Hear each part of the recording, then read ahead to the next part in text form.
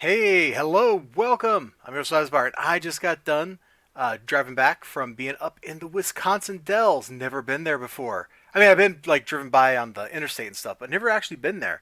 So I actually got to look around town and stuff. But the reason I went up there was for a comic convention, and I don't have the flyer for the specific one in the Dells handy, but I did have this one from when they did their show in the mall a couple months back. You might remember I talked about that when it happened. So I went up to the Dells. Interesting place. It kind of reminds me a lot of like driving through Dollywood and Gatlinburg down in Tennessee. Definite tourist trap stuff. But the little convention was in just a game house or something like that. And, went there, saw some people, talked to a couple of people. Probably spent about 45 minutes in there. About half of which was spent just talking to CJ Standal. Oh, let's bump that up a little bit so you can see his name. And I bought the one book of his that I didn't already own. Uh, it was a good time. It was a good time. Probably about 30 vendors in there, if I had to guess. And of course, there's like the little places selling snacks and stuff too. We don't count them as a vendor because that's part of the venue. But I went there, had a good time. Let me click over. If you're watching this video as soon as it goes up, it'll probably be like 2:30 Central Time, and that gives you time to pop up there. It was like $5 to get in, a couple bucks for parking.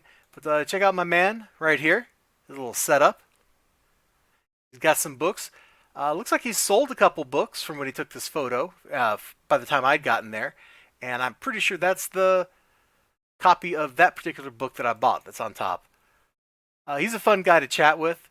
He likes comics. He likes telling stories. He likes writing. Knows a lot of stuff. He's had some interesting experiences in his life. So very cool dude.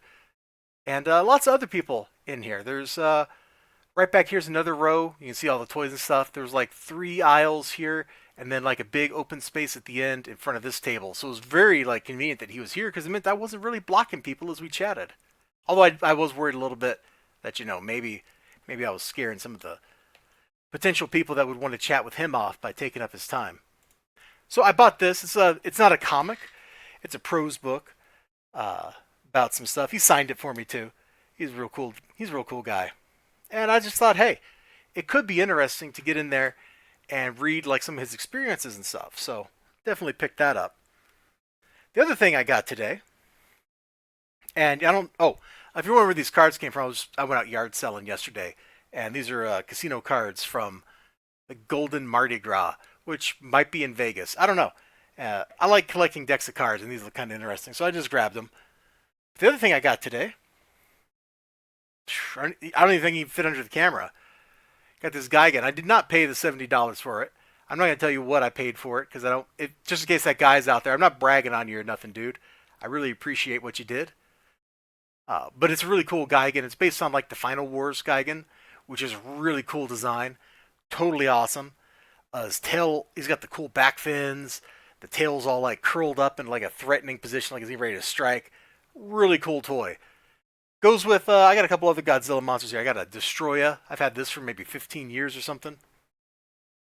I don't remember how long I've had this Mecha Godzilla, but probably about as long. This Mecha Godzilla is huge. This Mecha Godzilla is even bigger than the Gigan is. He's awesome. I've got a Godzilla too, but I couldn't find him, and I didn't want to go dig through my basement for like an hour looking for him before I got up here to chat. So, if you're in the Wisconsin area and you're within like a half hour of the Dells, you should just go, pop in, say hi to some people. They had maybe one, two, three, four, maybe 5 or 6 actual like creators were tabled out there. The rest were all vendors, and CJ Standal was the only creator I actually knew. I recognized some of the creators and some of the vendors from the show they did. Hold on, hold on. We got that flyer handy from that show they did in the mall at Madison. So, it was some faces I'd seen before, but not really people I knew. CJ Standal's the only one I really knew. So that's why I chatted him up so much. Appreciate it. Appreciate your time.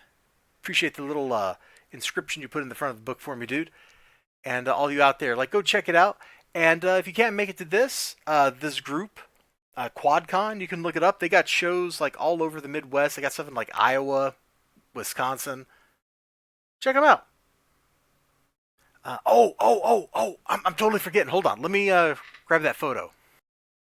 Okay, take 2. We're going to do some surgery to make the Ecto-1 part of this not accidentally show somebody's license plate. But you can see, like, dude here has a really cool Ecto 1, a little light, got the music playing, stuff's moving around up on top. It was really cool. He's got Slimer in here. The only problem is it's not a hearse, but you got to work with what you got. And this dude did a pretty good job. This was out of the 3 Ecto 1s parked out there. This one was the best.